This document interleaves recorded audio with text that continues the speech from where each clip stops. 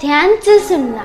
संसार में जन्म लेने के लिए माँ के गर्भ में 9 महीने रुक सकते हैं, चलने के लिए 2 वर्ष, स्कूल में प्रवेश लेने के लिए 3 वर्ष, मतदान के लिए 18 वर्ष, नौकरी के लिए 20-25 वर्ष, शादी के लिए 25 से 30 वर्ष। इस तरह अनेक मौकों के लिए हम इंतजार करते हैं। लेकिन सोचने वाली बात है, गाड़ी ओवरटेक करते समय हम 30 सेकंड भी नहीं रुक सकते। बाद में एक्सीडेंट होने के बाद जिंदा रहे तो एक्सीडेंट निपटने के लिए कई घंटे, हॉस्पिटल में कई दिन, महीने या साल निकाल देते हैं। कुछ सेकंड की गड़बड़ी कितना भयानक परिणाम ला सकती है। जाने वाले चले जाते हैं, पीछे वालों का क्या? इस पर विचार किया कभी किसी ने? फिर हर बार की तरह नियति को दोष देते हैं। क्या हम गाड़ी ओवरटेक करते समय थोड़ा भी संयम नहीं रख सकते? अगर हमें कहीं पहुंचना है तो हम आराम से भी पहुंच सकते हैं। गाड़ी को सही स्पीड में ही चलाएं।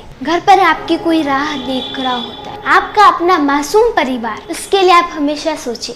यह वीडियो आपको पसंद आए तो इसे ज़्यादा से ज़्यादा शेयर करें। नमस्कार।